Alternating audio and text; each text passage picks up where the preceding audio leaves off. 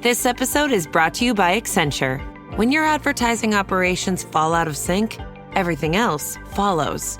Spotify and Accenture are working together to reinvent the rhythm of ad sales, using automation, analytics, and smarter workflows to simplify campaign delivery and access better data across the business. The result? Less time spent on operations, more time connecting brands with the moments and fandoms that matter most. Learn more at accenture.com/Spotify. The new LinkedIn Hiring Pro can't undo your last hire, the no-show. Who set you back because they didn't show up on day one, or day two, or ever again. And now your product launch is delayed because you're talking to alien abduction podcasters to track them down. But LinkedIn Hiring Pro can help make sure your next hire sticks. In fact, businesses who use LinkedIn are 24% less likely to reopen a role in the next 12 months. Hire right the first time with LinkedIn Hiring Pro. Post a free job today at linkedin.com/quality.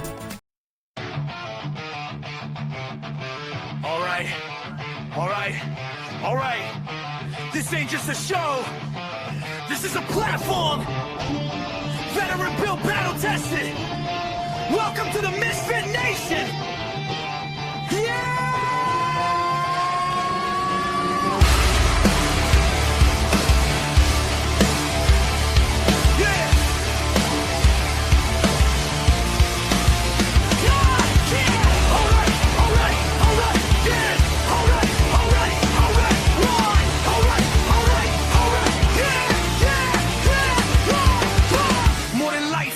In a room, built from boots on the ground, now we breaking the rules. 2 vets, 1 leader, painting the sound, turn scars into sermons, let them echo around. Authors with truth, musicians with fire, actors backstage chasing something higher. Entrepreneurs bleeding just to get ahead. If you fought for your dream, yeah, you are what you said. If they told you no, if you still came back, if you fell to your knees but you stayed on track, this is your voice, this is your flame. Say it loud, remember the name. No salvation, just elevation. We rise again.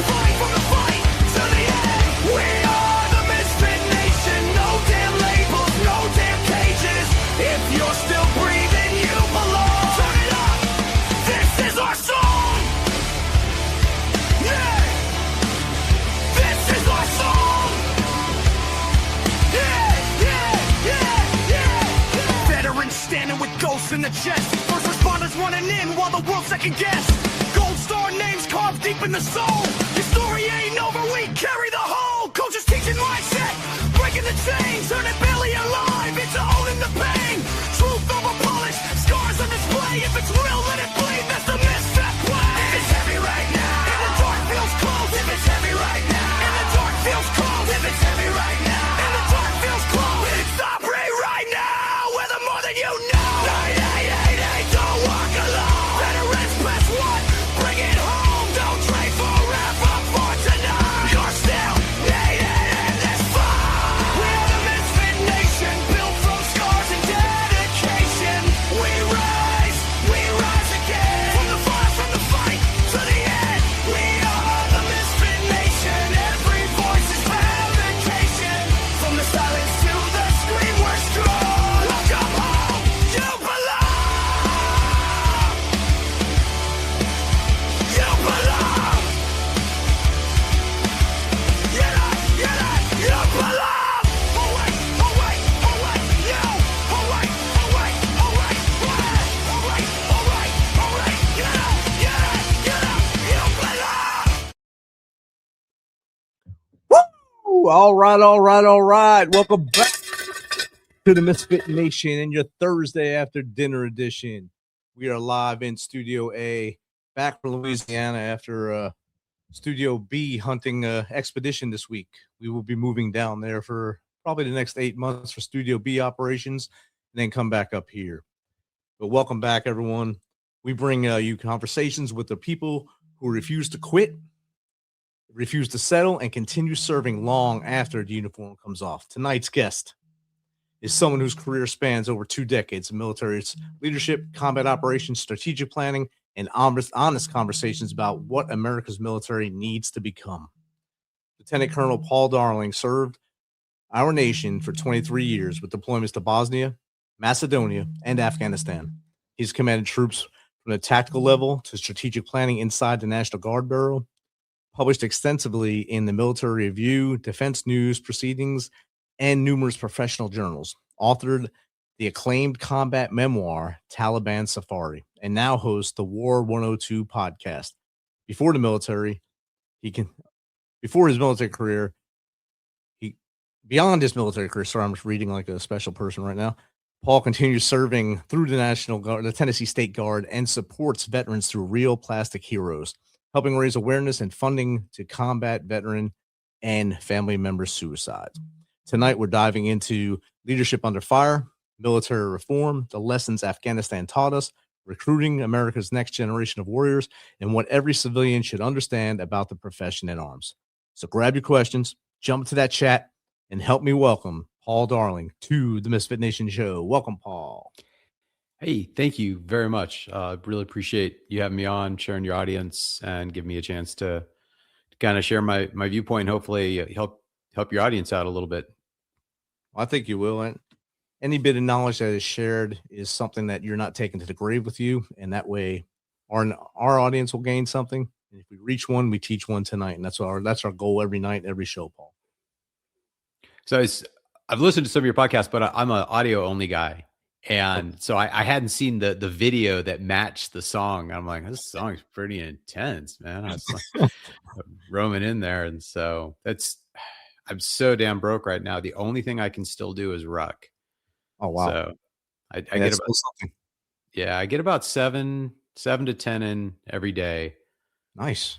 Not much of a ruck, like 25, 30 pounds, but it keeps my dog's nails trimmed at least. Yes. As you say that, I have a nice scratch on my leg from one of my dogs today. Since he was so happy I was home today, he welcomed me with open arms and deep paw scratches. Yeah. So I listen to podcasts when I'm walking. Nice. Yeah. So like I said, I was listening to yours, and I didn't have any of the video to go along with your opening song. So with context, there we go. It makes sense. It makes a lot more sense. Yeah. Good. Maybe I should put a disclaimer on the audio site. Watch the video. Tell them to get off their butts and watch the video like they're supposed to. Join our live, hang out with us. So Paul, I gave the 20-cent version of your bio there. If you don't mind, just give a little more to the MisFitNation. Let them know a little more about you. Go as far back as you want to go, or wherever you want to start and come to where we are today. Yeah, sure. I went to West Point. It was the best education I could afford. I had no intent. I really didn't even think about the fact that I would become a military officer when I graduated. I got to go to college, right? That's what everybody's got to do. And I hated West Point, hated every minute of it. And so I started off, I was like, well, I'll go Corps of Engineers because I think that'll look better when they throw me out. And it turned out, while I hated West Point, I really enjoyed being a soldier. I love being with troops, deploying, training, maintenance, whatever it was. I loved every bit of it. So me and a battalion commander had a fundamental disagreement about whether or not a vehicle with no brakes was actually deadlined. And so after company command, it was August in 2001 when I resigned my commission because I knew there'd never be another war. And then went to work for a little company in Houston, Texas, little energy company called Enron. That worked out really well. Hustled another job working in engineering. And it turns out, actually going Corps of Engineers is a lot better if you're not in the military. But I joined the Guard after 9/11 for obvious reasons. Because I don't know if you remember, but nothing was happening. Like, it was just a couple of SF bubbas being cool. And it wasn't until Iraq kicked off that the Army in general really got mobilized. And then Iraq was kicking off and I was in the Guard, and a guy from another state contacted me. He's like, hey, one of our S4 just failed his physical. Do you want to go? Quit my civilian job, headed over, and we were supposed to roll with the first push with first Cav, but then Turkey pulled their stunt and we got yanked off the tip fid, and we ended up doing a Noble Eagle mission. And we were guarding a chemical depot in the Oregon desert. And actually, my battalion commander, he's really cool about it. Turns out the guy who failed his physical was suddenly healthy again once it turned out we weren't going to Iraq. Funny that. So I joined the Alaska National Guard as a full-timer and started off doing the missile defense mission. My little historic claim to fame is I commanded the first operational crew up in Alaska for the strategic missile defense. Wow. Yeah. Well, we walked into the empty room, turned on the computers, and as far as I know, that mission's been ongoing 24/7 ever since. Now, I'm sure they shut it down occasionally for maintenance and upgrades, but they would never let anyone know when that actually happens for security reasons. So officially, I was the first of 23 continuous years of defending the homeland, as our motto says.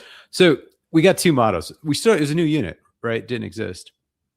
And so as part of Army Space Command, I don't know if it's part of Space Command now. I don't know, because it's Alaska National Guard. I don't know. Anyways, so we formed up for Army Space run when we were in Colorado training, and we needed a motto when we came to attention. And first sergeant comes up and says, "All right, we got to get a motto in the next 5 minutes." So I'm a smart ass, and if you ever saw Monty Python and the Holy Grail, I was like, "None shall pass," which I thought was perfect for our mission, right? Yeah. Yeah, missile defense is missile command. That none shall pass, right? But we had to do it in the Monty Python way of saying it. So we're 2 minutes out from the general showing up. They hated it. First sergeant hated it. Everyone else was laughing and they thought it was funny. So we ended up doing that with the general, and then we had to get an official motto. And I was stuck with it. I loved it, and I said, "No, we should do none shall pass." So defending the homeland won as the official battalion motto. But my consolation prize is you're supposed to greet the officer with defending the homeland, and the officer replies, "None shall pass." So it's still in there. I guess that's the second part of it. But defending the homeland sounded a little cheesy. I always loved "None shall pass," but it came from Monty Python. Nice. Yeah. Outstanding. Did that.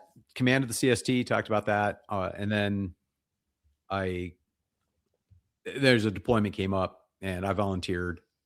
I hadn't done anything in GWAT, and this was 2008, and I did my tour in Afghanistan as the provincial lead mentor at a Zabul province in the south, and that kind of just saw how badly we were doing, and it was very frustrating. So I started writing, trying to share the lessons that I learned, and got a lot of things published and started along a lot of conversations, and did get some meaningful change done, but none of it in the Army, which was very frustrating. The biggest impact was the Navy, actually.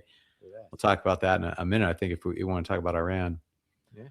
So came back, got promoted to lieutenant colonel, did command of what they call the RTI. It's actually a multifunctional training regiment. When you're OCONUS, it's not an RTI. In Alaska, it's considered OCONUS. Then got War College, and was due to some political maneuverings and probably me being a pain in the ass, instead of getting a promotion in brigade command, they sent me to DC to work in a basement as branch chief for policy plans and strategy. And I realized this is not fun anymore. So I resigned, or retired, I guess, at that point. Worked for the nuclear agency, building bomb parts in Kansas City, and then moved to Knoxville, still working with DOE as a contractor. My wife grew up in this area, so I wanted to bring her home after dragging her all over the world. And yeah, here I am. So that's about it. It's a good journey there, and you got to hang out at beautiful Umatilla. Yeah, Umatilla. Yeah, I worked for their sister site in Anniston, Alabama, the Anniston Chemical Activity. So yeah, Umatilla is out there. A good friend up there, Scott Nelson. He was the chemical NCO out there. So when I was at Anniston, so that was 2005, 5, 6, 7. So yeah. Yeah, so I was there. I would have been there 2003. Okay. Yeah. Would have been because I was part of the 1249th Engineers, which got that mission. Yep. Anyhow, he liked it. Yeah, chemical. You said you had a good chemical story. So okay, yeah. So you got the live agent training, right? Oh yeah. And so for the CST, when I went through the training in I guess 06, we were going through that. And again, I'm kind of a sarcastic guy, so they're very serious. And you got the double barbed wire and fences, and you got the chimneys coming off of this windowless building. you know, and I think there was MPs with dogs. I mean, they were super serious. And Joe NCO comes out and he's giving us a lecture. You're going to enter a chemical chamber. You're going to go in and you're going to, you know, take off all your clothes and you're going to put on this thing and you're going to hang up your clothes in this particular area and this, and you're going to go in and you're going to go through this. And then when you come out, you're going to take a shower. And then after your shower, you're going to return to your clothes and blah, blah, blah. I'm like, I saw Schindler's List. I know what's going on here. So he finishes this. He gives his big stern speech about the showers and remember where your clothes are and gas chambers and all that. And he says, "Are there any questions?" Of course, no one has any questions except for me. And he looks at me, and I was a major at the time. He's like, "Sir, what is your question?" I said, "Sergeant, I don't really have a question. I just want to say that as a Jew, I'm very uncomfortable with this training iteration." And this guy was so serious, and everyone just lost it in the formation. Because we're a bunch of National Guard guys. We don't care. Right. And it's all NCOs and officers because it was just the civil support team trainees. It wasn't Joe. Right. And this guy was just used to dealing with Joe going through the chemical stuff. So everyone loses it. And he was pissed. So that's my chemical story. You took him right off his script too. Oh, killed him. Just killed him. He lost all authority at that minute because the entire formation was just laughing their ass because he was playing it up so hard like he was talking to Joe. Yep. We're not Joe. I mean, like average age is about 38 at this class. Like, we got it. Okay. Lost. He was definitely lost. His clipboard probably fell. He broke his pen. He didn't know what to do at that point. He was probably been at the schoolhouse forever. Had no idea what to do outside of it. Now CST was fun, but yeah, that's my gas chamber story. That is a good one there, and a lot of people, like you said, wouldn't know about that unless they got to go there and hang out and have that fun. Well, just so everyone knows, you go in there and you play with VX. Yeah. And they want you comfortable with your equipment. And VX looks nothing like it did in The Rock. I was very disappointed when I learned that. So for those who don't know, yeah, a lot of people do live agent chamber training. There's some other cooler stuff. We did some Edgewood training. We did training out at Dugway. I know Canada has a really cool live agent facility that they do. I never got to do that one. Awesome. But, yeah, but I did Dugway and Edgewood. So there's some cool stuff out there. Did you do the crater walks in New Mexico and such? No. Yeah, that's not the cool one as well. Yes, all that stuff's real cool. I got to go to the tech escort unit as my last unit in the Army. So we got to do a lot of cool things there and see a lot of better things. I mean, up until that point, I was basically just the chemical guy that was with the infantry and doing that for most of my career, or the engineers, doing that for my whole career. And then I finally got to go with my own people. And I was just like a kid in the candy store, but I was also a senior NCO at the time. So I couldn't be the kid in the candy store. I had to actually lead too. So it was a weird dynamic. I bet. So when people hear your military resume and see those accomplishments, what do you wish they would know first about all that? That making lieutenant colonel, it takes the qualities of a kumquat Stroganoff. Like, if you do absolutely nothing but exactly what you're told, you can make lieutenant colonel. I'll say I'm probably more impressed by a guy who retires as a major than as a lieutenant colonel, because at least he did something to screw up hard enough to not make lieutenant colonel. But so it's a little frustrating because what I saw is, for the people who at least made the next step and made 06, the Army specifically, and I can say this about all the branches, really what they're looking for are cogs that fit in the machine, identical, replaceable. And that's why we lose, because we don't think. Any creative thought that an officer may have had in his career, either they beat it out of them or they just kick them out, and they just remove them, because senior commanders who are writing your evaluations, most of all, are looking for clones of themselves, someone that they can give a task to, and they know exactly how that task will be performed.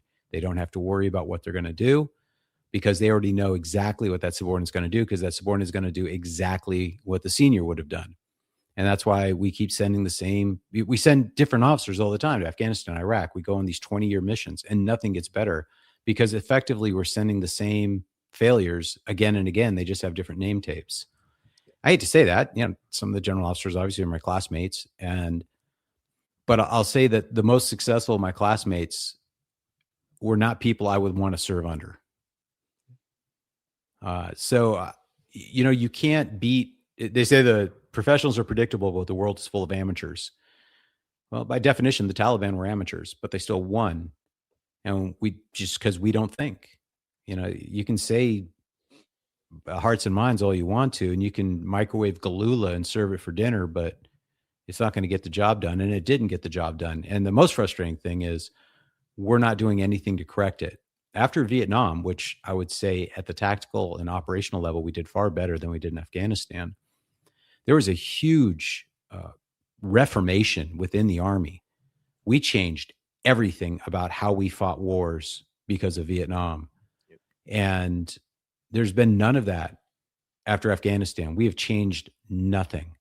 We are continuing down the exact same path of failure. We have lost that professional aspect of self-reflection and self-criticism. And that's why I was glad to see a guy like Pete Hegseth become SecDef. I think he saw it too as a National Guard officer. Yep. He was a part-timer who went looking for a fight. He wasn't there to be full. He didn't want the stateside life. He just wanted to deploy, and he chased after that. And I respect that a lot. And I think the weakness of Pete Hegseth is his lack of experience in DC. Yeah. Is the bureaucracy and the 4-bangers and 3-bangers are just beating him down, which I think he knew that going in, but I don't think he really had the tools at his disposal and a cadre of senior officers and senior executive service types who could help him in that mission. I think they're all pretty united against him, which is why he fires generals as he should. But I like what he's trying to do. I wish he'd be more successful. I think he does too. And I think that the machine is grinding him down, which is predictable to anyone who served in DC. And I knew it would be an uphill climb for him. I read his book just before he got nominated, and everything in his book is what he's trying to do. And it's kind of sad, just like you said, he's fighting against career, basically politicians. Once you become the general level, you're a politician. It doesn't matter what you say, you're a politician when you're a general. And you align yourself with the people you think are going to get you to that next level, and you have to make those decisions. And he is behind the power curve on that because he wasn't with those guys. And he didn't have a bunch of those yes men with him moving up the ladder. And it's a hard fight for him. And he is getting beat down. I'm surprised he's lasted this long. Hopefully he does last. He's not a quitter. I mean, he's a competitive guy. He's not a quitter. So, this is the fight he finds himself in, and he'll take the wins where he can. And I know a lot of people don't like that he goes and works out with the Joes, but the Joes love it. Yeah. So that's because the generals are embarrassed. So that's a big thing. My oldest son, he's like, he didn't bench 315. I'm like, come on, man. If SecDef went in there in a platoon or a company full of infantrymen and put up a fake 315, do you think Joe would put up with that shit and wouldn't narc him out? No flipping way. Yeah, they'd kill him. If he did not put up a legit 315, that would be all over the place. Yep. And he knows that too. You're better off putting up a fake, a real 275 than a fake 315. Yeah. He's SecDef. But no, absolutely that was legit. And then it's like, well, went up too clean. I'm like, come on, he was an all-state basketball player, played football. Yep. He's an athletic guy. I got an athletic guy who lifts for 20 years. 315's not, that's not a crazy weight. It's not over the edge. And every time he's come to Fort Campbell, he goes right to the Rakkasans because that's where he served. He served with the Rakkasans. So that's like every general that's been here, that's been their baby, the Rakkasans.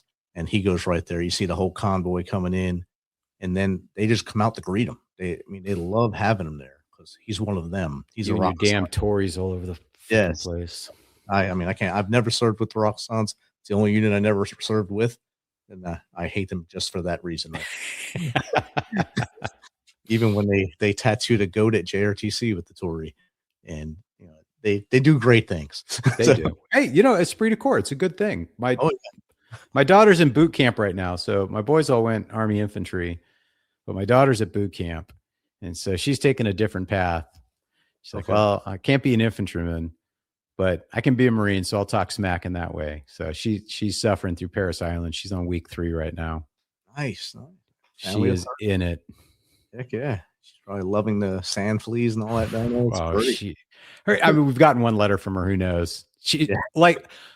like everyone else, she's more pissed at everyone in her platoon for being a bunch of jackasses getting her in trouble than, it's like the DIs are fine. It's my fellow recruits that I hate. Wow. At least she's noticing that early.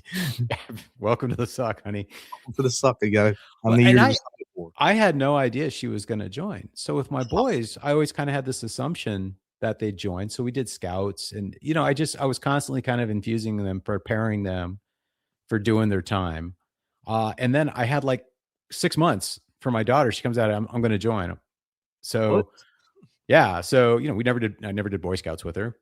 I guess I could now, but I didn't. So suddenly I got to teach her land nav and how to sleep at position of attention and all these things that a father, has to distill and give to his boys. Now you got to give it to your daughter. It's just weird. Yes. And how to sleep with your weapon. Especially in the Marines, you sleep with your weapon. So that's easy. Dude, come on. I learned that early on, man. Just snuggle up so no one steals it. Wrap the sling around your arm about 4 times. And you never sleep anyways. You're always waiting for that person to come. You're awake. Our first letter, she'd been there a week. She's like, I'm on fire guard for the 4th time this week. Don't worry, you got 4 more coming this week. Yeah. So you got to serve in some awesome places. And obviously your service bled into your family because all of your children now are serving. What's that moment in Afghanistan that really changed the way you viewed leadership forever? Well, so I wrote about one of the things that happened in the book, and it's embarrassing. So when I wrote the book, I really wrote it for my wife to just kind of, so I ended up calling her that day, and I won't give up much more than that, but she knew instantly something had happened. And she's like, what's up? Well, one, it was like 11 o'clock midnight when I called her, and the day had kicked off at like 04. So I wasn't in the mood for talking. I said, I'll tell you later. So that ended up being a book, but we were chasing Taliban and things got messed up. Yeah. I'm giving away a little bit of something, but so half my unit went one way. I went the other way, and I chose the route that I went. I thought it was faster. I was an idiot. I was wrong. I got caught in a wadi. And so the Taliban are running away. Time's ticking away because the Apaches only got so much juice. They're about to go bingo. And I was just so freaking pissed because it was like 3 or 4 different wadis I got stuck in, had to get out, back up, figure out a way around it. And I just screamed at the top of my lungs and shot 3 rounds into the side of the wadi. And my gunner, he's like, where are they? Thought we were getting lit up. I looked at him like, nowhere. I'm just pissed. And he's like, sir, don't do that. And he's like, of course he's right. Yeah. And it was just I was so chastised and so embarrassed by just getting that pissed over us getting out of what I thought, we were going to miss the fight. And my subordinates are in there slinging lead, and I'm not there leading them. I just felt like butt. And it was because I'd made a bad call. And I said, read the book to get the full story. It's a fantastic book. It's a great tale of one guy's journey in making 1,000 mistakes and still not getting himself killed despite his best efforts. So that was one thing, just like ABC, always be cool. And I wasn't cool at that moment. And I'm still pissed at myself for losing my shit like that. It wasn't a huge deal, but I shouldn't have done it. And then the other thing was, so day went well. We stacked bodies. And so the next day, my boss's boss shows up, then Colonel, later 2-star General Hicks, SF guy. And I thought he was driving up to, we probably killed 3 dozen dudes. And which in Afghanistan, that's a hell of a day, especially when it's 8 Americans and 20 indigs. The Marines would be doing regimental level actions, and they'd capture 3 90-year-olds with a couple of Moes and Nagants. So it was a really successful mission. And so he's driving up, and I thought I was going to get an attaboy. And he chews me out because I did it with the A&P, and I didn't go through the normal planning process. And the greatest sin of all is I made the Afghan National Army. So A&P is Afghan National Police, but the Afghan National Army was the lead effort, and they were supposed to look good. So it wasn't that I took it to the enemy and kicked their ass. It's that I made the Afghan National Army and their advisors look bad. That was the bigger deal. Yep. And it kind of tweaked me. And then, so I figured out a TTP, and I wrote a book about it called The Five Fights of the Circagon. And I was like, okay, this is a TTP that works really well. So I got my ass chewed.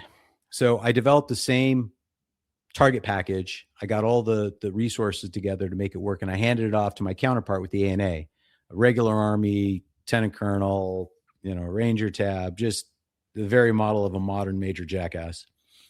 And so we go through the mission, and the whole idea was you flush them out and the Apaches light them up when they take off. So you keep the Apaches on standby until they take off. Otherwise, they just take off. They just what you call piss out.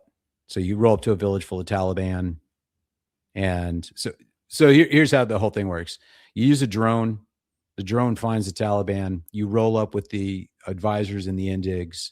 You flush them out, and then you send in the Apaches to kill them when they're running away. Really simple concept. I mean, the same rocket science here. So I got him the drone. I got the Apaches on standby. He's got the combat forces. And I was doing a blocking position. We ended up getting ambushed, and that was all chaos, but that's not relevant to this particular conversation. Anyways, and the Taliban just piss out, and he never lights them up. And so he never gets anything out of him. And I heard the radio traffic. And so I go to him. I'm like, hey, what happened, man? He's like, we rolled up and then they just took off. They just ran off into the mountains. I said, well, that's what the Apaches were for. And he looks at me. I'll never forget this because I'm still pissed about it. He goes, oh, yeah, that makes sense. This is something E5 could figure out. I later saw him in the Pentagon with a pretty iffy combat infantry badge and sporting an 06 rank. And it's just because he was what they wanted. Tactically incompetent, but utterly predictable. And anyways, frustrating. I believe it's called Yes Man. I'm not even sure he was that. He did strike me as a butt kisser, just not a no. I'm sure if he went to JRTC, he would do everything perfectly by the book. His op order would be magnificent. He'd have a fantastic MDMP, and he'd go through the course of action analysis and the war game. Everything would be perfectly done, and he'd have a by the number textbook attack on whatever fixed point at JRTC or NTC or whatever the hell that is. It would have been perfect. But then you get him in a real combat situation, he's utterly lost because he can't think. He's a slave to the process and the machine. And that's, maybe he made general. I don't know. Probably close. When there's no script, it's hard. And when that script gets taken from you, when, the enemy does have a vote in every operation, once they start playing their game, it's hard to stay with your script. And yeah, things go a little haywire. And that's why we lost in Afghanistan. We have our entire senior officer corps are just men like that. Yes, it is. And I've seen them for now 30 years now, I guess. So yeah, I've seen all different types, some real good ones and some very questionable ones. It's a good way to put it, I guess. But they all somehow made it above where I thought they would. So to answer your question, those are the two instances, one very micro, ABC, always be cool, and one kind of macro. Think, don't follow the process. Think. The process is a tool. It's not the end state. And I just don't think we get that. And that I saw that when I was in DC for my final tour. It's a good place to hang up in the heartbeat of the bureaucracy right there in DC, especially in a basement. I guess it's 3 stories down. Golly. I went from corner office in Colorado Springs and a promotion to that. Oh, what a kick in the junk. Wow. Yeah. That stung. That still stings. Sunlight burns. Oh, Colorado's nice too. I really like Colorado. Colorado Springs is beautiful. Yeah. Beautiful area. And, you can get pretty much anywhere from there in a few hours and see a lot of things. So it's a pretty awesome spot to be. Another chemical depot real close there, Pueblo. So, yes. So just bring that chemical into every conversation. You have 4 kids now in the service, or have served, or still serving? Well, 3. My youngest son died when he was 16. So, okay. So 3 in. Yeah. Sorry for your loss for your son. Thank you. And you see the recruiting challenges we're having now. Do you think they're deeper than maybe young kids don't want to join, or is there something else out there that's causing it? Well, there's a number of factors. There's certainly a lack of patriotic fervor that's out there. And I think we suffer from what I call the unicorn syndrome. The more we chase the black trans lesbians, the more you drive away 10 normal dudes who'd be like, I'd serve, but I want nothing to do with this. And so when you drive away good recruits who are fit, who are intelligent, who are, I'll say it, normal, because all they see in the advertising is, and maybe it's not all they see, but it's what's really highlighted is, what was it, Sally's Got Two Mommies or whatever the hell that was. Yes. It's hard to define how much damage that did to recruiting, because the guys who are attracted to service are just going to be turned off. And I'll say it, young men are sick and tired of being around feminized institutions. They're trying to escape public schools. They've lost. So public schools are an entirely feminized environment. Men are not welcome.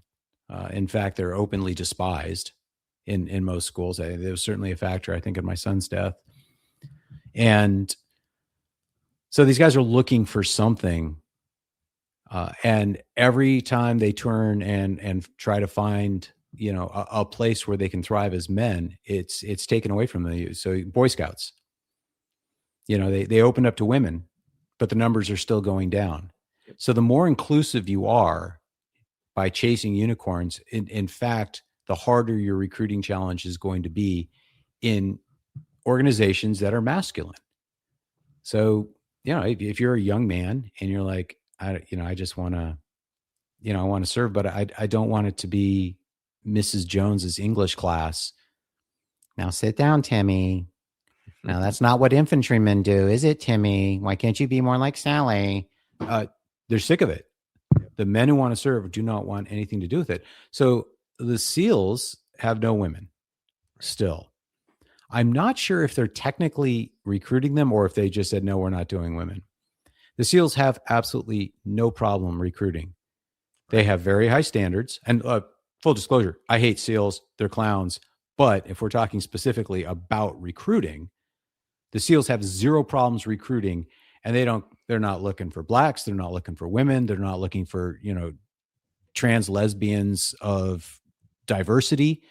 They're like, we're looking for SEALs. We're looking for studs who can take the cold, who can do a lot of push-ups, who will halo in, do some SEAL shit and halo out. That's what we want. And they have no problems recruiting. They're turning them away left and right. Because that's going to attract a young man who's just looking to get out of who wants to work in a masculine environment. And I look back into the 80s, which is 40 years ago now. In the 80s, we had a far larger military. We had 2.5 million people in uniform. We have less than 1.5 now. And the country was far smaller, and yet we had no recruiting issues. We recruited just fine, and there were very limited roles available to women. Right. And the economy was great. So, what's always the excuse? Well, the economy's doing good. That's why we can't recruit. All right, economy sucks. Why can't you recruit now? Well, there's a whatever. There's always an excuse, but none of those excuses just disappear in the 80s. And it's because you've made military service unattractive to those who will be most interested in military service. And you've tried to attract those people who really want nothing to do with it. Yep. And then try to change standards for them. Well, yeah. And so now, we're recruiting people with less than a 25 ASVAB. So who wants to serve with those guys? You're recruiting fatties. Everyone's got an exemption. Oh, I can wear my turban. Oh, I can wear my colander because I, worship the spaghetti monster. And we just, no. Shave, wear the headgear that everyone else wears. Don't be fat. Don't be stupid. And if you can't hack it, get out. They'd have more recruits than they know what to do with. Yeah. But that we just, again, and we don't think. They're following the system. And the system says, well, you have to be more inclusive and you have to drop standards if you can't recruit enough people, which prima facie makes sense. The lower the standards, the more people you can possibly recruit. But they miss the whole point that you're driving away those who actually want to serve. They want nothing to do with this military. And Pete Hegseth gets it. Yeah. That's why they hate him. So, and notice when he came in and said, standards are going up. We're getting rid of the beards. We're firing the fatties. Recruiting problems went away. Yep. Oh, I shouldn't say they went away, but they got better. So my middle son enlisted. He got a $40,000 bonus because it was during Biden. My daughter's like, hey, I'm going to enlist. And I'm like, okay, cool. Well, are there any of the I was told there would be bonuses. I was told I can keep my stapler. No bonuses. Big globs of no bonuses. Wow. You can go to Paris Island. That's a bonus. So screw my army. So my daughter went to the army and she's like, hey, I want this MOS. And they're like, yeah, well, it's really hard to get. 3 months she waited. Wow. And then I'm like, well, just go talk to the Marines. Give them, let the Army know that you've got other options. And the Army recruiter's like, I don't care. And so she went to the Marines. Not my problem. I made my mission. Times are good right now. So the Army, I'm an Army family, and the Army just completely dropped the ball and I hand delivered, a 131 GT score to your doorstep. And you just said, I don't care. Wow. So, yeah, fuck the Army and fuck Army Recruiting Command. Pardon my language. All right, we're talking about the future with the recruits, of course. Well, yeah. So, man, I'll give this. Marines know how to recruit. They're really good at what they do. So she goes over to the Marines. And, the Army kissed her butt, but didn't give her the recruit. Marine, she walks in and they go, why would I let you be a Marine?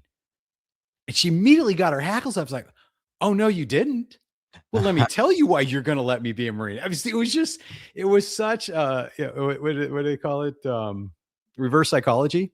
Yep. Yeah. I don't think you're really a Marine. I just don't think you've got, she was on, it was on then. You talking to me? Yeah. She's like, you probably can't even do a pull-up. She's like, I don't know if I can. She knocked out like 6 of them there. Then low-key, they're like, you want to do OCS? You want to do something else? Because she had her college degree. She went after college. Okay.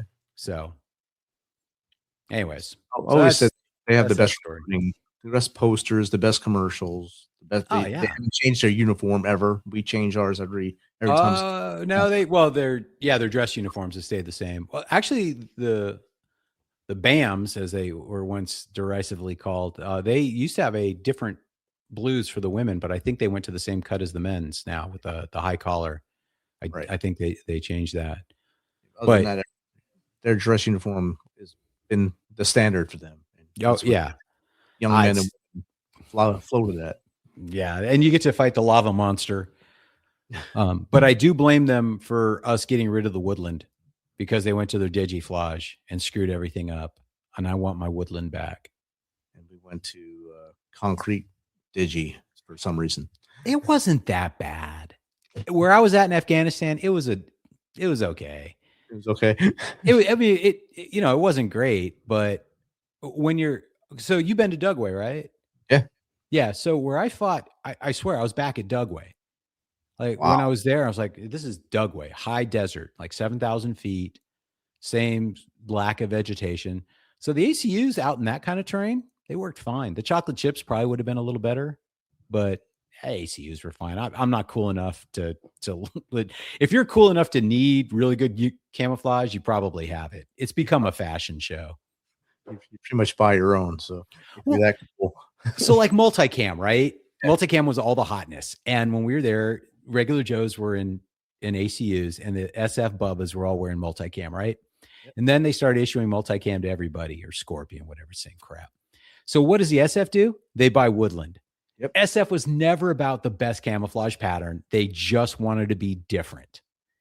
So they spent all this money to buy, Cry multicam. And then the minute regular Joes were wearing it, then they spent all this money to buy Cry woodland camouflage. It was just about being cool and being different. Being outside the box. Yep. And then making Joe say, oh, I can wear something different. I'm going to go my BSF now. Yeah. I can get a beard. Oh, wait, no, everyone gets a beard now. Yeah. It's awesome. Just say you're Norse. It's good. Just say you're a gay Viking or some such thing and you're in. Yeah, Norse. That's it, Norse. Yeah, I'm totally Norse. Yeah, I read about it. The Norse pole. Yes. We learned just now that with you, Pete Mhm. Hegseth is trying to change things, trying to change that woke dynamic. Recruiting is leveling off a little bit with him in there, and retention is actually I've seen retention actually see a lot better than it was during the other people the last 4 years before that. Retention is way better now. How do you see us shaping our battlefield in the next millennial, the next decade or so, after watching what's gone on in Ukraine and people saying that China's the big dog in the fight? How do we fight forward? I don't have a lot of optimism, and I'll say that because we haven't had that introspection that require. We don't fire generals for failing. As long as the general followed the system, it doesn't matter how bad they fail. Like Donahue, right? So he was the 2-star when Kabul fell. Yep. They still made him a 4-star. He takes this cheesy picture of him holding someone else's rifle. I'm the last person on the plane on the bug. Oh, great. Yeah. So you're the last person in a retreat.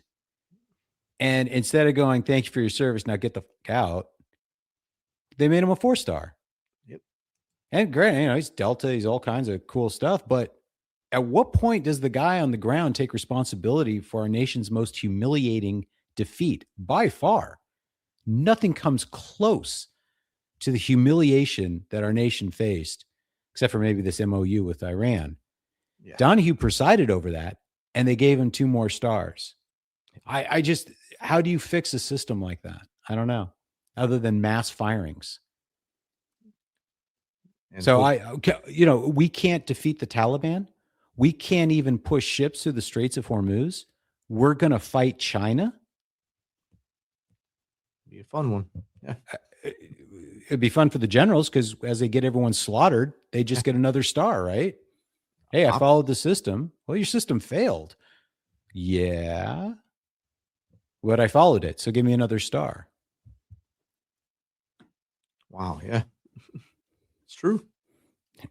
I don't want to be Debbie Downer. And I got skin in the game. Okay. Skin in the game. Yeah. Yeah. And that's kind of the source of my frustration. You talk about retention doing better. I'll take your word for it because my middle son cannot wait to get the out. Who's he with, if you can say? First Cav. Oh, so he goes RASP, gets hurt. They send him. Do they send him to a light unit? Do they send him to Tennessee? Where his family lives, and in Fort Campbell, where he can do at least semi cool stuff. No, they send him to First Cav. So you take a 11 Bravo. What do you do with him? Well, naturally, you make him a Bradley driver. Yes. Okay, and so he does his year as a Bradley driver. So he's done being a Bradley driver. All right, so you take a RASP 11 Bravo. What are you going to do with him? Oh, naturally, you're going to make him the unit armor, which he's done for the past 2 years. Wow. Yeah, that's why he's getting out. Yeah. And they don't care. That not once did any member of his chain of command look at him as an individual and go, "Oh, what would be good for him that would make him excited and want to stay in?" So here you got another 130 GT score. It comes from a military family. How could we get him attracted to staying in the military? Make him maybe a team leader or something? No, we'll make him a Bradley driver, and then we're going to make him the unit armorer for 2 years. Because that's my problem. My problem is I need a smart kid who works hard, who can be the armorer. That's my problem that I need to solve. Screw that kid. And I'm done with company command. What do I care about any of my soldiers after company command? I don't care if he gets out. My problem was solved. That's the entire command climate at Fort Hood, and I suspect it's the entire command climate within at least the regular Army. I can't really speak to Spec Ops because I'm not cool. But yeah, it's what's my problem. And so who does stay? Well, the guy with 3 kids who needs the TRICARE and the BAH. Yeah. They're not going anywhere. Not in this economy. Yeah. So anyways, I'm a little bitter. I'll give you that. I feel bad for my son. He went in all motivated, all these things he wanted to do, stories of dad doing cool stuff, goes to selection, gets hurt. It happens. He's going to regret not coming back. I know he will later in life, but that's just the way it goes. But then just just the way and it's Fort Hood. Everyone knows Fort Hood sucks. Yes, that was my so. The only good thing is my oldest son, who's out now, he lives in Austin, so he gets to hang out with my oldest son and his niece and my granddaughter, and so that was good. That was the only benefit of Fort Hood. He did get to enjoy Austin, but the unit and his deployment were just ass. That's sad, and we've all seen the news of the great place, Fort Hood, and things that go on there, and have gone on there, and been covered up there. So it's terrible. Yeah, I have a friend that she retired from here, Fort Campbell, and went there and stayed there to work there for the Army there because she liked it there when she was stationed there. She's the only person I ever heard say they liked it there. My dad was there when he first came in, and he's never said a lot of good things about it, except there was a lot of cows. So that was in the 50s. Still a lot of cows out roaming the gunnery ranges. Yeah. We got a couple questions from the audience here. Okay. At some point. This one is from @HelloGovernor. What leadership lesson from combat has helped you the most in everyday life? Thank you, Hello Governor.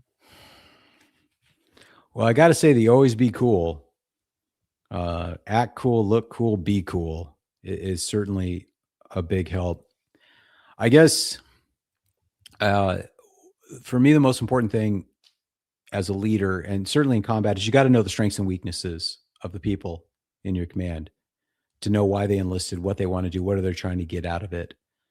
Are they looking for BH? Some of them were. Yeah. Some of them are like, look, I just want to sling lead. Some I want a cool story.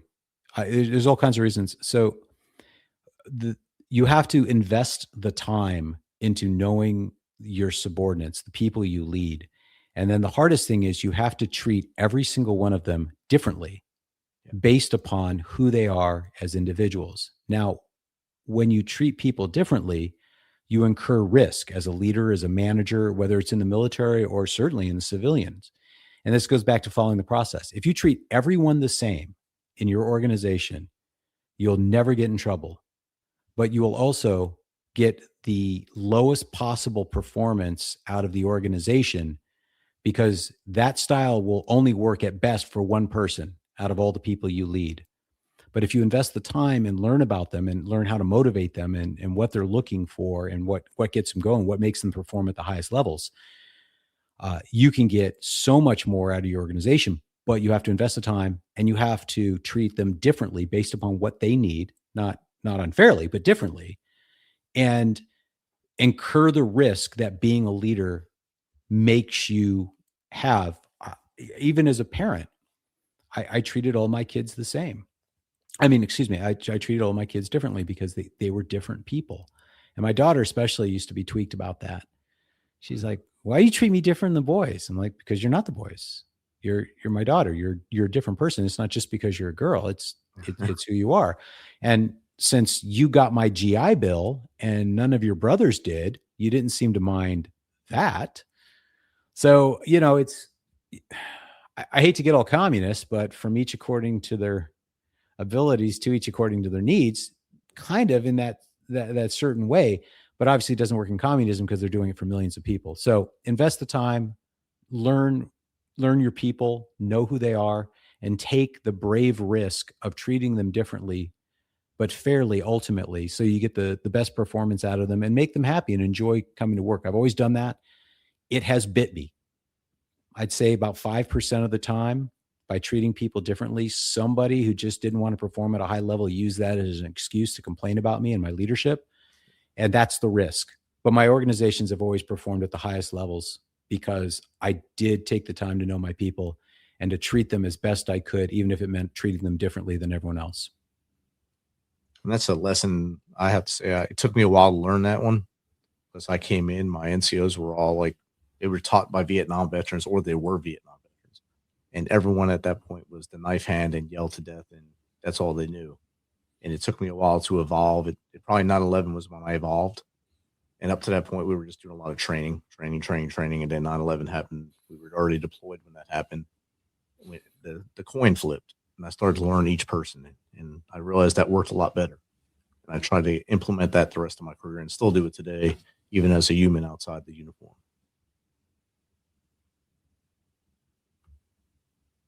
So our next question is from Nancy TJ. If a young person asked you whether they should join today's military, what advice would you give? Well, scratch the itch. If you're even thinking about it, just do it. Because the itch doesn't go away. It's just as you get older, it's harder to reach. I don't know how many people, when I went into the civilian world, who would come to me and say, my greatest regret is I never served. Yeah. And now some of them, man, I hear, man, one of the reasons you serve is so you don't have to make an excuse why you didn't. I have heard them all. My parents wouldn't let me. My test scores were too high. The classic, I don't like people yelling at me. I'd punch them in the face. I'd punch a drill sergeant in the face. That's always a good one. Very rarely will someone say I didn't serve because I'm a pansy. I respect them. I respect that answer way more than the other ones. And some of them will just say, I didn't join because when I was 18, I didn't think about it. And now that I'm 30 something, I wish I had. And there's guys who do enlist in their 30s because they're like, I have to scratch this itch and I'm running out of time. So there's that. And then be really honest about why you're joining. Do you want that full military? Do you want dad lore, or in my daughter's case, mom lore? Do you want the stories to go out? Yeah, I served, I deployed, I did this, I did that. Do you want the ain't no ride like this at Disneyland? There's nothing wrong with that. There's nothing wrong with saying, look, I just want college, or, I don't know what I want to do in life. So that'll kind of determine where you go, what branch you do. I know the Army really well. I don't know the Navy particularly well. I think living on board ship would be rough, but if you find that interesting, I want to be a sailor. I'm not that dude, but I can respect those who are like, yeah, I want to do that. Or, I want to serve on a sub. I think that would be awesome. Be really honest about yourself, why you want to serve, what kind of stories you want to tell, what's your family history. We have the concept of unit history. And even in First Cav, which is a terrible, terrible place, they do have a good unit history. 101st, we were discussing before. Rich was in the 101st. You got the Rakutans and their Tories. Yeah, they're obnoxious about it, but that's part of their history.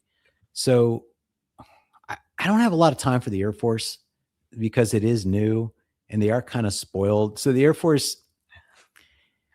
So if you're not a pilot, kind of what's the point? And here's the thing, they'll always brag about how easy they have it. And then when you give them grief, they're like, hey, I served. I'm like, a minute ago, you were bragging about how you were staying in a 5-star hotel in Kuwait City for your deployment, but you want to thank you for your service.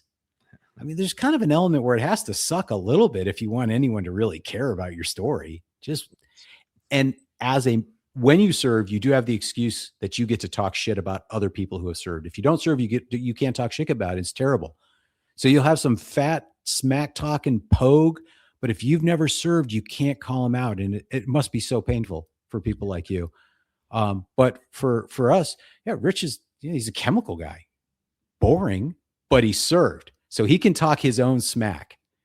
You can't talk shit if you haven't served. And that's probably the most important reason to do so. That and serving your country, in that order. Two great things there, and stories of why they can't serve. I always laugh when they say. What's the best one you've heard? It's usually I was going to, but my leg was hurt, so I couldn't go in. Or the drill sergeant one is always the funniest one to me. I would have punched my drill sergeant. Yeah. Okay, but the other three would have killed you, so it didn't matter. I had one guy. He's a friend. He's like, I just don't like people yelling at me. Well, neither do I. But you serve anyway. Oh no, I love it, man. That's why I went in. I'm totally down with the S&M stuff. Oh, treat me bad, daddy. I love it. Yeah, yell at me, you big hunk of stud. You give me all of that. No one likes getting yelled at, you stupid jackass. You serve anyways. Anyways. Yes. Oh God. Just own up and go, yeah, I kind of pussed out.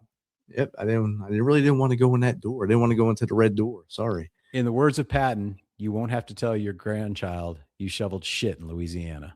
Exactly. There you go. Our next question comes from Sue Yu. Hope she isn't suing us tonight. Which book has influenced your thinking the most besides your own? So my absolute all-time favorite book, and probably one of the strongest reasons I went into the military, was All Quiet on the Western Front, which is an anti-war book. But what I got out of it, and I think some people do, and I was an only child growing up, is the sense of brotherhood and camaraderie and love that men who served together in arduous conditions, and the Western Front in World War I is as hard as it gets. Yeah. I was so attracted to that sense of camaraderie and brotherhood that the military was attractive in that reason. So from a personal level, I'd say All Quiet on the Western Front influenced me the most. Professionally, I'll say Clausewitz on War. It's the finest book ever written on war. In fact, I was rereading it. I've read it a dozen times. I reread it constantly. I'm going to be doing a more in-depth podcast on Clausewitz, probably multiple series. He's just brilliant. The most brilliant mind who ever wrote on war. Sun Tzu's a good read. It's a more enjoyable read, but as a military professional, there's Clausewitz and then there's everybody else. Yep. All right. And the next one is from Lost Found. How can civilians better support veterans after they return home? Well, it depends. Are they young, attractive women, or are you just saying more in the general sense? My wife's going to kill me for that comment, but that was more of a shout out for my middle son. He's not married. Anyways, no. Paul's thoughts, not mine. Paul's thoughts, not mine. Thanks. Okay, that was inappropriate, but I'm infantry. What do you want? So I would say the best way to support veterans is ensure that you have an understanding and you're an informed citizen, so that the service that they made to their nation is not in vain. And I'll toot my own horn in this regard. The reason I created my podcast was primarily to create an informed civilian population who understood war, so that when generals and politicians are squandering our sacrifices and lost efforts, there's a civilian population who can question them intelligently. So going back to the earlier point, should I, how, what do you recommend to go in when serves? Well, so you can talk shit, but it is incumbent upon every citizen to understand war to a degree where they can look at Iran and go, what are our policy objectives? What is the Iranian grand strategy? Are our tactics and our strategy and our operational concepts nested? Do they make sense in the political and in the grand strategy sense? Are we doing intelligent things for the right reasons? And to ask those questions about Afghanistan and Iraq. And I think if we had looked at Afghanistan from why did we go to Afghanistan? Well, because of 9/11 and Osama bin Laden was there. Why are we there in 2008? There wasn't a good answer. Hearts and minds. For what? Whose hearts? And our lack of having any sort of policy or strategy that made sense made all our tactical and operational victories, and my own included, completely worthless. All we did was kill and be killed. And Sun Tzu has a great quote: tactics without strategy is the noise before defeat. And Afghanistan was 20 years of noise before the defeat. So it doesn't take military experience to understand strategy and policy. So become educated, and so that you can look at the veterans and go, thank you for what you did. I understand the sacrifice. I wish as a nation we had made your sacrifice worth it. And then beer and young, attractive women. There it is. Back to that. All right. Awesome. All right. So we've hinted about your podcast a couple times on here. Yeah. Tell us a little more about the War 102. Well, that's it. So I'm in the Tennessee State Guard. I was the G3 operations officer, and originally it was designed to be for veterans only. It was exclusively for veterans, but no one was signing up. So they made it open to everyone. And I had a bunch of people in the G3 shop who had no military experience. And I was constantly giving basic courses on planning, on just the very, very basics. And people from outside the G3 would kind of come by and just listen. And I always got really good feedback, and I enjoyed doing it when we were at drills, when we weren't working in meetings and stuff. And we only drill one day a month, so there's not a lot of time. And then the podcast was kind of an offshoot of that. So I go into the levels of war, the principles of war. I go into Clausewitz, Yamini, Mahan, air power, sea power, land power, close combat, planning procedures, the pursuit. And then I use historical battles as case studies and vignettes to hammer home the doctrines. So, what was Alexander's, strategy? What were his tactics? So the three conflicts I studied excessively was Arab, Israeli, Falklands, and Rhodesia. And so I go into those and I talk about how they nested their tactics and why they worked and why they failed. What was the policy objectives behind the Argentinians invading the Falklands when they did? Why was their timing wrong? What did the Great Britain do right? What did they do wrong? Talk about the Battle of Goose Green and the death of H. Jones. And getting into the human element of war and combat. So the first year I had a really good idea what I want to talk about. I spent about 20 episodes going over basic doctrine and theory of warfare. I don't get into tactics because it's very hard to do in a completely narrative sense. It works more in operations and above. Trying to explain, I do go into a little bit of tactics, but not that much. But it was designed to give people who don't have military experience an understanding of war so they can make those informed questions and really evaluate what their nation is doing in their name overseas. So, and then the second year, I just kept going. I had some listeners, they liked it. And, they give me $100 a month in subs. So, it's not costing me anything out of pocket. And I enjoy it. It has forced me to learn and study battles that I've always heard about, but I never really knew, and leaders. So after the first year, I got out of my comfort zone, and it's forced me to be a better student of war. Not that it's doing me any good, but I guess you always got to be learning. So if you want to understand war a little bit better from a doctrinal perspective and then learning the famous battles so you can be conversant, then yeah, that's what the podcast is about. Outstanding. It's War 102. It's on Buzzsprout. It's on probably all feeds actually. Yeah. It's even on YouTube, but it just got my thing up there. I don't do any video. I have a face for radio. It'll blend. You'll be all right. Now you're exposed on this show. You're good. There you go. So we know about your show. What's the best place for people to get in contact with you if they want to pick your brain, or if maybe they want you on their show? Well, my book is Taliban Safari. And so I have a Gmail account, talibansafari@gmail.com. That'll work. You can also go into Buzzsprout and you can send me a link there. They have fan mail and stuff like that. So I'd say those are probably the two best ways. Excuse me. And I would be remiss if I didn't mention Real Plastic Heroes. Yes. So Real Plastic Heroes is a passion project from a gentleman who wished he served and hadn't. And, got a family and kids and he aged out of that opportunity. And then he had that midlife crisis. Like, I got to do something. So what he did was he made the decision to have toy soldiers modeled after GWAT veterans. They're very, very realistic. He literally flew us into Texas and took a bunch of pictures. Then they were modeled by an artist, and they are the molds were made in America. The injection molding's done in America. He had to kind of reclaim a lost technology because all that's overseas now. And it's got eight veterans. We're just regular guys. Nothing cool about us. That was his intent. And like I said, the profits go to, well, he gets some, as he should, but they also go to veterans causes. Mine, it happens to be suicide. So yeah. So I'm the only officer in the group. So I'm the guy with the pistol. It's a little goofy.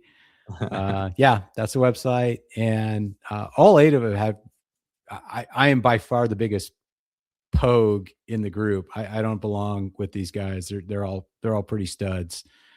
And anyways, Tyler's a great guy, the founder, and check it out, support it. I heard the new Toy Story 5 is all about, hey, we need to stop being on electronics. We got to get back to toys. Here's the perfect toy for those young men and maybe women to fight their own battles in the mind and be in total control. He is trying to make an OP4 set. So he's got Taliban. He's taken a bunch of pictures of Afghans, former Terps, dressed them up as Taliban. So we're going to have an OP4 set that we can go to war with, hopefully in the future. So we can play Army Men again. Awesome. That's it. Bring it back. And these things are really well made. They're bigger than normal. It's a really super high grade plastic. The barrels don't break off. What? I know that the antennas don't. He spent a year just finding the right plastic. Wow. Yeah, he put a lot into this. That's outstanding. You can see my yoga Joes back here. Yeah. My daughter gave me the yoga poses. So I had the fat Korean ones. Do you ever see those? I had not seen those. Oh, hold on. I'll be right back. I got them. All right. Paul is getting his fat Korean plastic Army Men here to show us. It's going to be outstanding. Here we go. All right. So I love these things.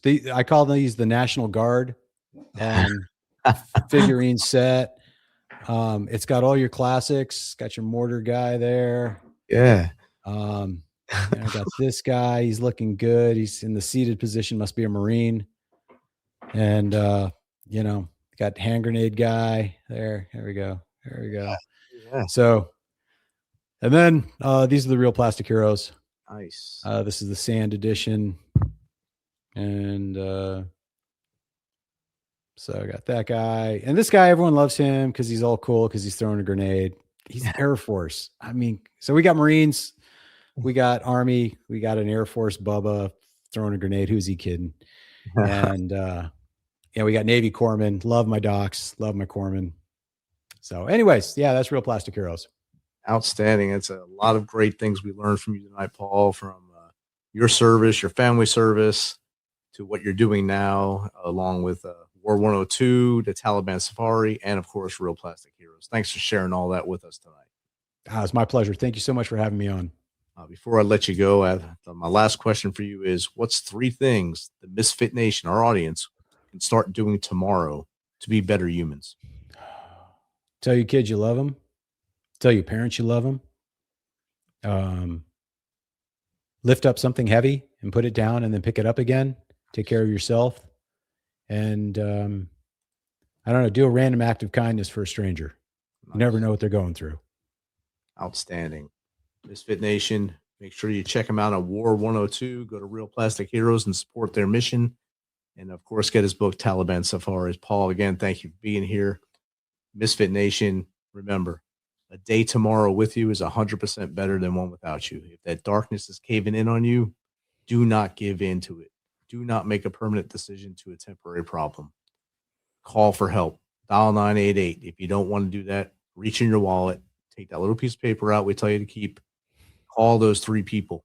The 3 people you think are your closest friends. Call them. They want to hear from you. They want to hear from you every day.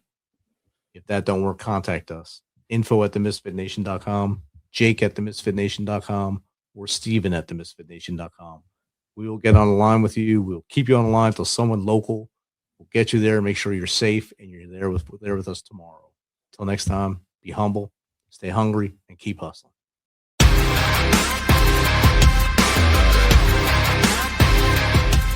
Thanks for checking us out and being a part of the Misfit Nation show. Don't forget to visit our website at themisfitnation.com. That's themisfitnation.com. Check out all our past episodes and get some of the great Misfit Nation gear for you and your family. As always, be humble, stay hungry, and keep hustling because we are Misfit Nation. Misfit Nation.